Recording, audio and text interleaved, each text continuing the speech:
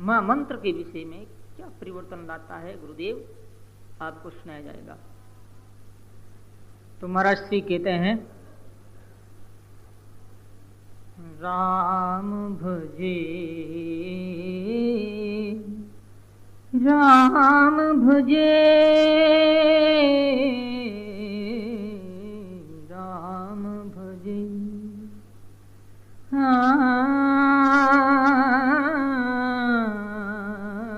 राम भजे। गुरु सब दिल है तो पलटे मन यरुदे, दरिया छाना क्यों रहे वो पर उठा में है, क्यों रहे वो पर उठा में। बोलो राम। आचार्य श्री गुरुदेव कहते हैं, राम भजे। राम नाम का जो स्मरण है, राम का जो भजन है, भजन किसे कहते हैं? भज सेवायाम धातु के द्वारा भजन शब्द की निष्पत्ति होती है, भजन शब्द की रचना होती है। नहीं तो मूल में ये जो शब्द है सिर्फ भज भज, इसके आगे कुछ नहीं। भज यानी ब्रह्म, भजन। जब जन जुड़ जाता है, भजकार के अंदर आकार आ जाता, जीव साथ लग जाता, फिर वो भजन हो जाता है। जन हो गया भगवान का प्यारा लाडला भक्त, और भज हो गया भगवान। जब भगवान और भक्त एक हो जाते हैं, उस स्वरूप का नाम है भजन। अब विचार करो, हम भजन करते हैं, क्या करते हैं? नाम स्मरण करते हैं या भजन करते हैं कि निधिध्यासन करते हैं, क्या करते हैं? भजन किसे कहते हैं? भज नाम परमात्मा का, भय परमात्मा, जन नाम परमात्मा के भक्त का। भक्त और भगवान जब एक हो जाते हैं, उसे कहते हैं भजन। हम भजन करते हैं तब एक होते हैं क्या? नहीं होते, फिर भजन नहीं। इसलिए संतों ने कहा है, अरे ये तो भजन नहीं रे भाई, फिर संभाल राम लिवलाई। बोलो, ये तो भजन नहीं रे, फिर संभाल राम लिवलाई, फिर राम लिवलाई। जय सिया राम, जय जय सिया राम। बोलो जय सिया राम, जय सिया राम, जय जय सिया राम, जय सिया, जय सिया राम, जय जय सिया राम, जय सिया राम, जय।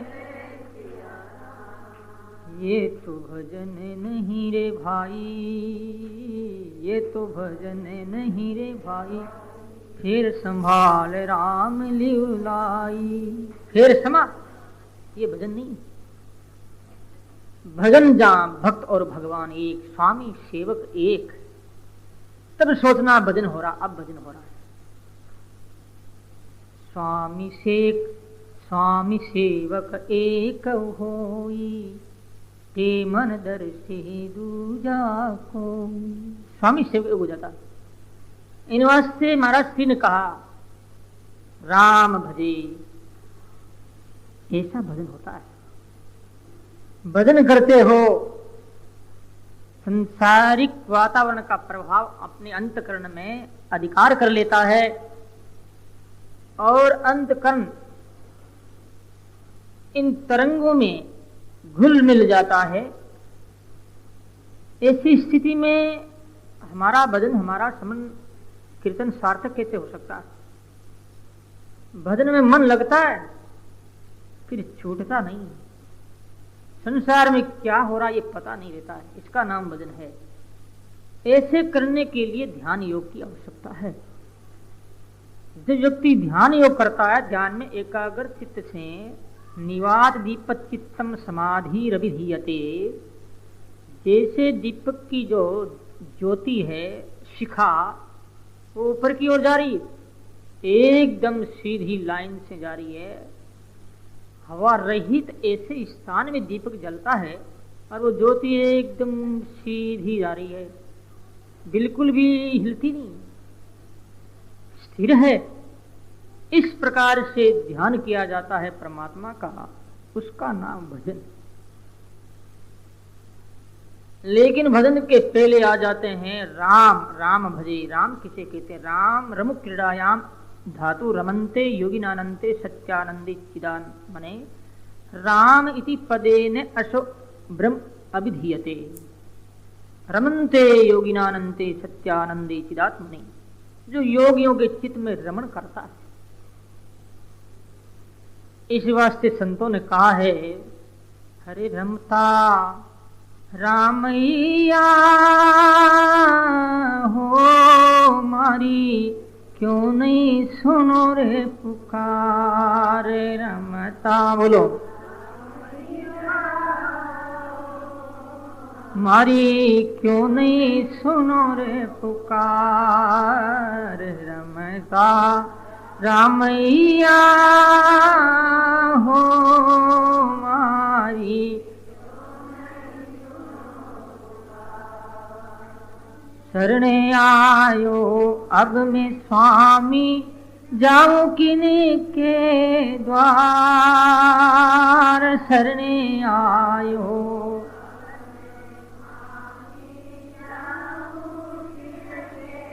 द्वार रमता रामैया हो मारी, क्यों नहीं सुनो पुकार रमता रामैया हो मारी, क्यों नहीं सुनो पुकार। बोलो राम, कितना प्यारा शब्द, आनंद से भरा हुआ। रमता रामैया, रमु क्रीड़ायाम, जो राम शब्द की रचना होती है, राम है, रमु से राम बनता है, जिसका अर्थ क्या है, जिसका स्वभाव क्या है? सचिदानंद रूपाय विश्वोत्पत्त्यादि हेतुवे तापत्रय विनाशाय श्री कृष्णाय वयं नमः।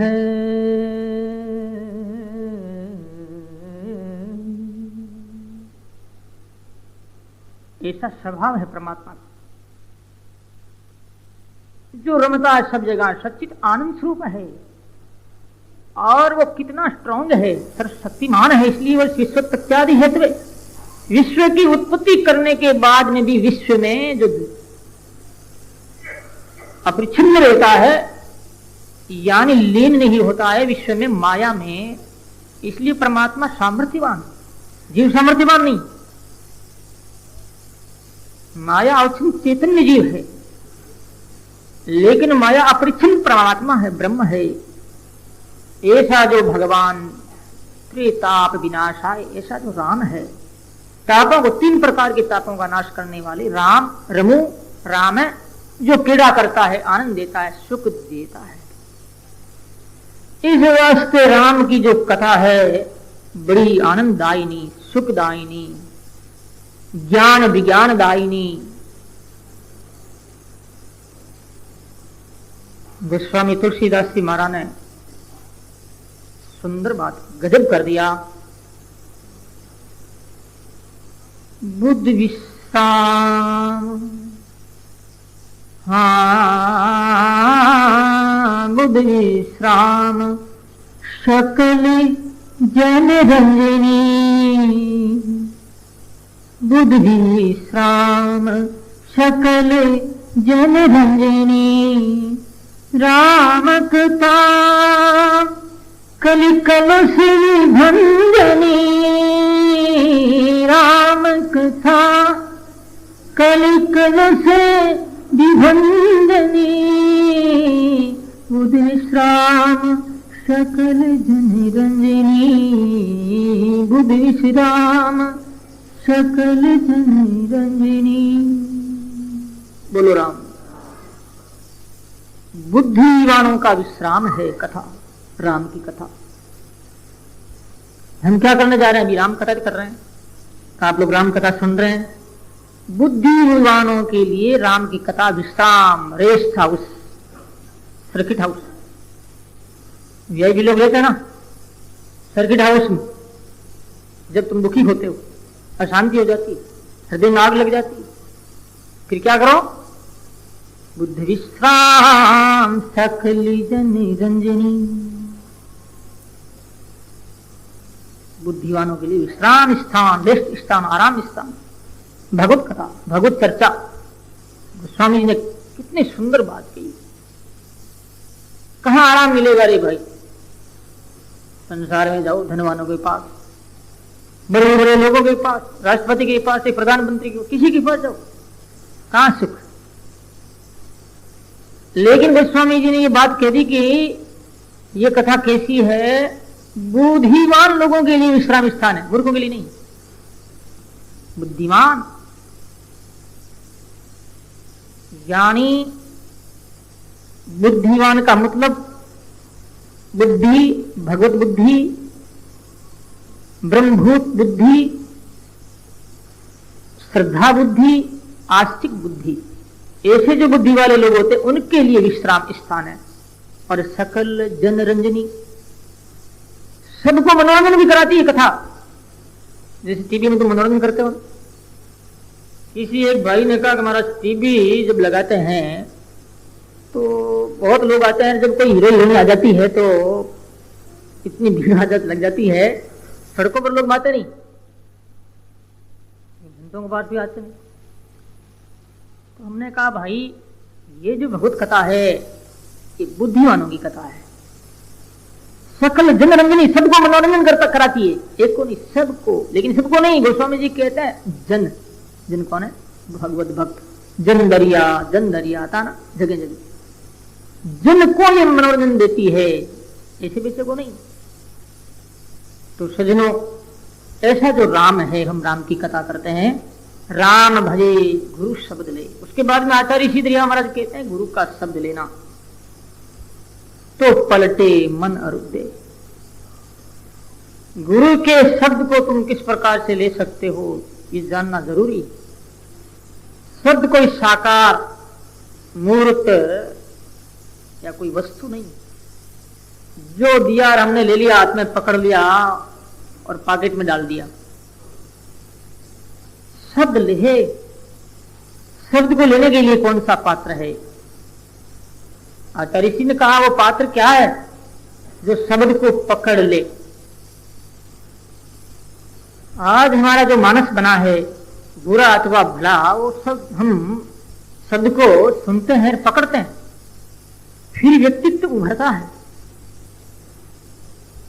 हमारे स्वरूप की रचना होती शब्द पकड़ने की बात। हम कैसे हैं? देवता हैं, प्रेत हैं, भूत हैं, हमारे स्वरूप की संरचना। और वो संरचना जो होती है शब्दों से सुन करके पकड़ते आए हैं, पकड़ रहे हैं।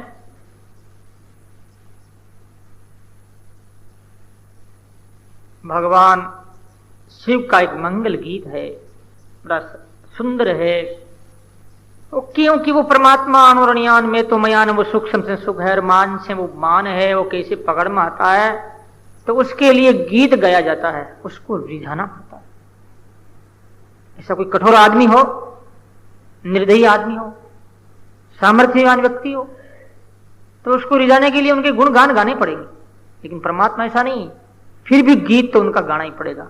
सामर्थ्यवान का मतलब दयाहीन नहीं, वो सर्वशक्तिमान, हमसे कुछ नहीं चाहते वो, क्योंकि उनके लेने की कोई भावना ही नहीं है ना। रिझे कौन? जो कुछ चाहे लेने के लिए। वो परमात्मा आप्त काम, सत्य काम, उनको इच्छा ही नहीं। तो फिर उनको कैसे पिघाला जाए, उसके अंतकरण में करुणा पैदा कैसे कर दें हम लोग। तो फिर संत महात्मा गीत गाए हैं, वेदों ने गाया है श्रुतियों के द्वारा। पुराणों ने गाया है इतिहास के द्वारा। एक गीत है ईश्वर का, जितना ही जो है एक गीत है। वारी वारी रे शंकर अविनाशी, थारी कुदरत ने बलिहारी जियो। बोलो वारी वारी वारी रे शंकर अविनाशी, बोलो थारी कुदरत। वेद पुराण मुनि रे जन गावे, वेद पुराण मुनि जन गावे, आमई मारे जग में भारी जियो। आमई मारे जग में वारी वारी वारी रे शंकर अविनाशी, थारी कुदरत ने बलिहारी जियो। वारी वारी बोलो थारी कुदरत ने। वो कैसा है? अरे पानी से रे पतलो पवन से रे जीनो, पानी से बोलो। और मुठिया में नाई समावे जियो, मुठिया में नाई समावे जियो। वारी वारी रे शंकर अविनाशी, वारी थारी कुदरत ने बलिहारी जियो। थारी कुदरत ने बलिहारी जियो। वारी वारी वारी रे शंकर अविनाशी। बोलो राम। ऐसा जो अविनाशी परमात्मा अणुरणियान में तो मयान जो ईश्वर है, उसके लिए संतों ने संस्कृत भाषा के माध्यम से, हिंदी माध्यम से अथवा पिंगल भाषा के माध्यम से, जो भी अपनी मातृभाषा है, गाया है गीत। गीत गाना पड़ता है, रिझाना पड़ता है। रिझाया है परमात्मा को। सजनों, मुठिया में पवन सु पतलो पानी सूझी, पानी सूरे पतलो पवन सुम झीनो। वो परमात्मा पानी से भी पतला और पवन सुम झीना, और फिर वो कैसे पकड़ में आए? इसलिए वारी वारी वारी वारी, धन्य है धन्य है धन्य है। ये तो वाचो निवृतन्ते अप्राप्य मनसा से है, जहां वाणी की पहुंच नहीं, मन की पहुंच नहीं। न तत्र मनसो गच्छति निवाग गच्छति विद्मोन विजानी में। उपनिषदों में आता वहां मन नहीं जा सकता, बुद्धि नहीं जा सकती, वहां कोई जाता ही नहीं। फिर क्या करें ऐसे परमात्मा? जब हम नहीं जा सकते तो ऐसे भगवान को याद करने की क्या जरूरत है? नहीं नहीं नहीं, ऐसी बात नहीं। वो तैयार है आलिंगन करने के लिए, बाहें फैलाए में, कोई गोद में आए और उनसे वो प्यार करे। परमात्मा पकड़ने के लिए स्थान कौन सा है? तो बस बताया है, हृदय अर्जुन तिष्ठति। हृदय, हृदय जो हृदय जो है परमात्मा विराजमान, हृदय खास जगह है, चोट लगती हृदय में। हजारों हजारों बातें तुम सुनते हो और हजारों मनुष्य, हजारों ही महात्माओं के प्रवचन सुनते हैं, बात लगती नहीं, पकड़ते नहीं। जब कोई एक बात लग जाती, बात पकड़ते पकड़ते ही फिर जीवन में आंदोलन पैदा हो जाता है। हृदय में एक भूकंप पैदा हो जाता है, प्रेम की झंझावात आ जाती है। कब? जब कोई बात लगती, हृदय पकड़ता, पकड़ने का स्थान हृदय। शब्द कितना सूक्ष्म है, लेकिन अंतकरण पकड़ता। गुरु शब्द ले, ऐसे शब्द लिया जाता है। बहुत बढ़िया बात याद आ गई इस विषय में, ध्यानपूर्वक सुनेंगे। एक नगर सेठ था, बहुत पैसे वाला, और उसके एक ही पुत्र था। सेठ ने उस बच्चे का लालन पालन, पढ़ाई, शिक्षा इत्यादि के द्वारा उनको प्रगति पथ पर चढ़ाने के लिए हर प्रकार से प्रयास किया, बड़ा हो गया, लड़का हो गया 20-25 वर्ष की उम्र में। एक दिन की बात है, सेठ धनदत्त नाम था उसका। उसके गांव में कोई एक नटनी नट कला का खेल करते हैं सुना,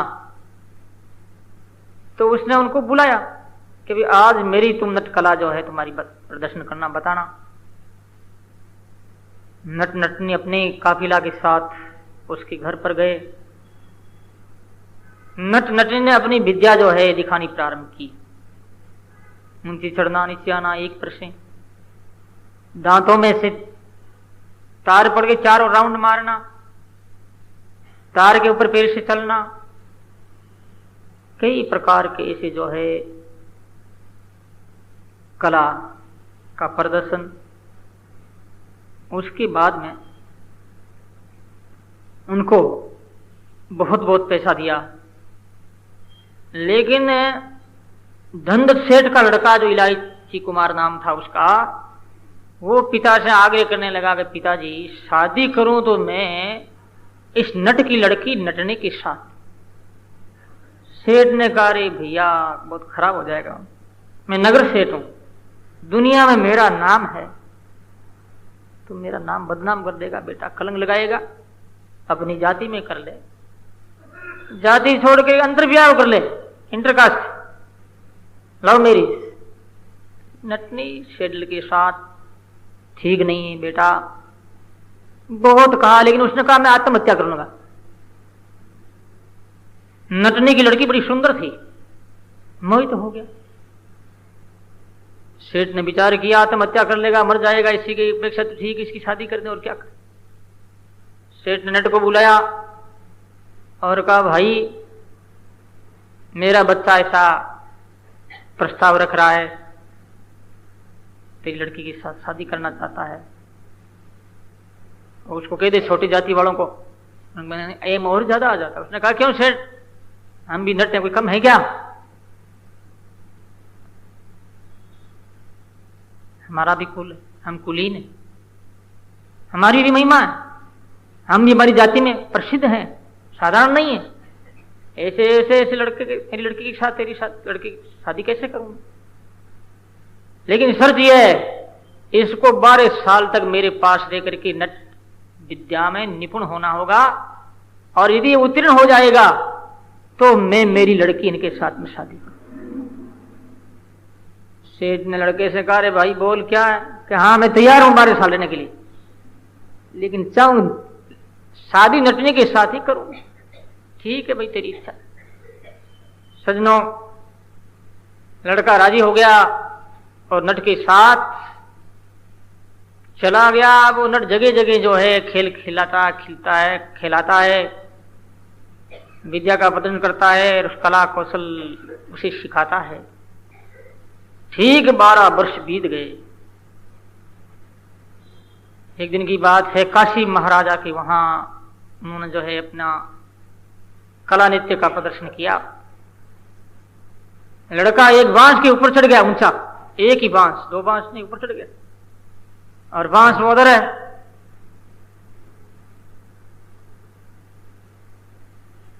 राजा उस नट के कला को देख करके बड़ा प्रश्न हुआ। कहा रे नट मांग ले, तू क्या चाहता है? उस लड़के ने विचार किया, मुझे मांगने के लिए कहता है। इतने में आवाज आई, इतना नहीं चाहिए, इतना नहीं चाहिए, इतना नहीं चाहिए। देखा उसने, ये कौन बोल रहा है इतना नहीं चाहिए, इतना नहीं चाहिए। सेठ कहता है तू ले ले ले ले, लेकिन इधर कौन बोल रहा है इतना नहीं चाहिए, इतना नहीं चाहिए।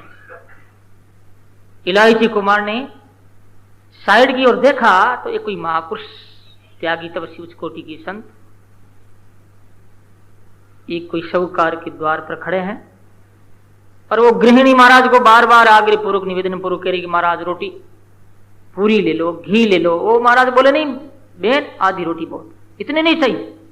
उसकी दृष्टि संत के ऊपर पड़ी। किसकी? इलायची कुमार की। संत के ऊपर दृष्टि पड़ी, संत का दर्शन हुआ, और ये शब्द सुनते ही हृदय में परिवर्तन आया। भाव बदला। फिर से काशीराज ने कहा, ए नट मांग ले मेरे से, मैं बहुत प्रसन्न हूं तेरी कला। इलायची कुमार कहता, कौन नट?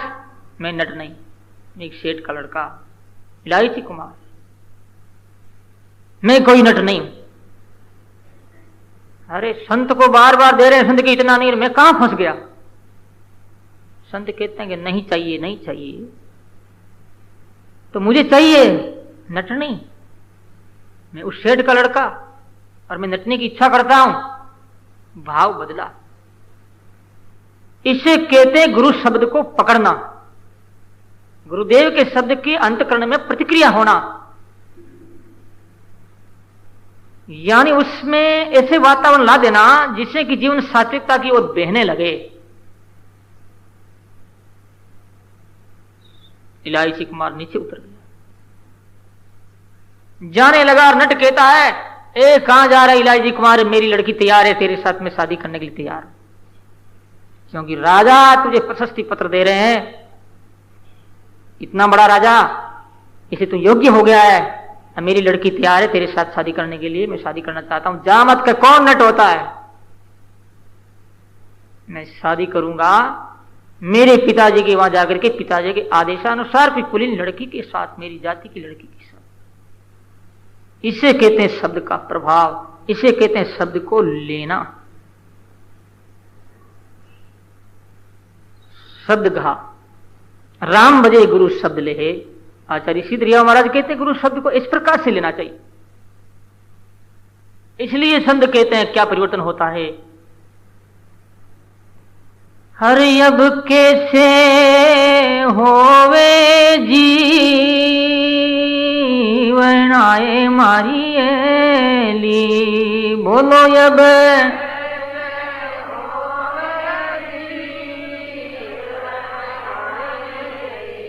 लागा शब्द रे तीर हेली, लागा अब कैसे होवे जीवन आए मारी ली, अब कैसे, बोलो, जीवन आए मारी ली, लाग्या शब्द घावेली, लाग्या शब्द रे घा, बोलो राम। कैसे हुए जीवन आए मारी, तो क्या मर जाए? मतलब जीवन का संसार के जीवन अब कैसे जीऊं, अब नहीं जी सकता। अब तो आध्यात्मिक जीवन ही गति है, वही मति है, वही आधार है और वही प्राण है, अब संसारिक नहीं। अब तो मैं भगवान का हो गया। गुरुदेव के शब्द ऐसे मार करते हैं, लगते हैं, तो मन में परिवर्तन, पलटे मन और दे। इलायची कुमार का मन बदल गया, ऐसे मन में परिवर्तन आता है। इसे कहते हैं गुरुदेव की शब्द की प्रतिक्रिया, परिणाम, जो जीवन में हमारे सामने फलोन्मुख होकर के प्रकट होती। कैसे होगी जीवना? इसलिए संत कहते हैं जो आनंद राम के नाम में है और संसार के व्यवहार में, संसार की वासनाओं में, विषयों में नहीं है। जो सुखी है राम भजन में, सो सुखी नाई अमीरी में, मन डोला घूमेरो राम, बोलो मन डोला घूमे आम फकीरी में, मन डोला घूमेरो राम, मन डोला घूमे। हाँ हाथ में गोठा, हाँ हाथ में कुंडी, बगल में घोटा, हाथ में कुंडी, बगल में चारों ही धाम में जागीरी में मन डोला घूमेरो राम, दिल डोला घूमे हम फकीरी में मन डोला घूमेरो राम, दिल डोला घूमे। जो सुख है राम भजन में, जो सुख है सो सुखी नाही अमीरी में मन डोला घूमेरो राम, दिल डोला घूमेरो राम। बोलो राम। ऐसे मन लगता है राम में, सजनों जिंदगी सफल हो जाती। राम भजे गुरु पलटे मन और दरिया छाना क्यों हो रे ऊपर बूठा में। सदगुरु दरिया कितनी सुंदर बात कहते हैं, कितनी प्यारी बात कह रहे हैं। वर्षा होती तो वर्षा होने के बाद में वर्षा के परिणाम सामने आ जाता है, छिपा हुआ नहीं रहता। वर्षा की ठंडी ठंडी बुठाल की हवा कितनी प्यारी, मंद सुगंध शीतल वायु, और वही फूलों पर तैरती हुई आती है हवा, तो फिर तो सोनार सुगंध की तरह विशेषता आ जाती।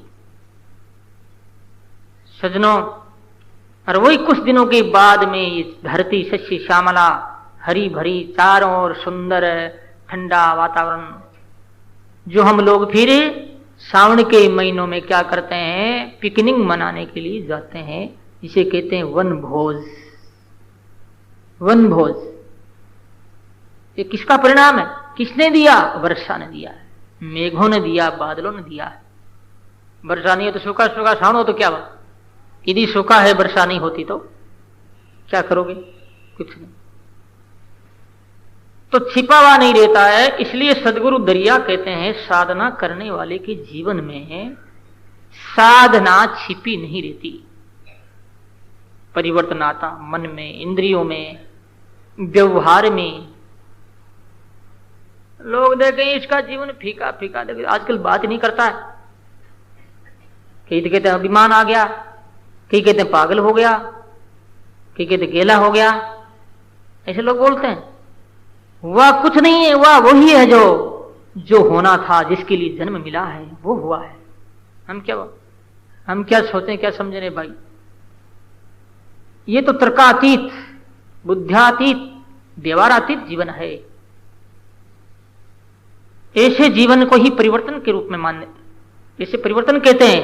दरिया छाना क्यों, छिपा हुआ नहीं रहता। भूपर बूठा में, भूपर यानी पृथ्वी पर वर्षा छिपी हुई नहीं रहती। तो राम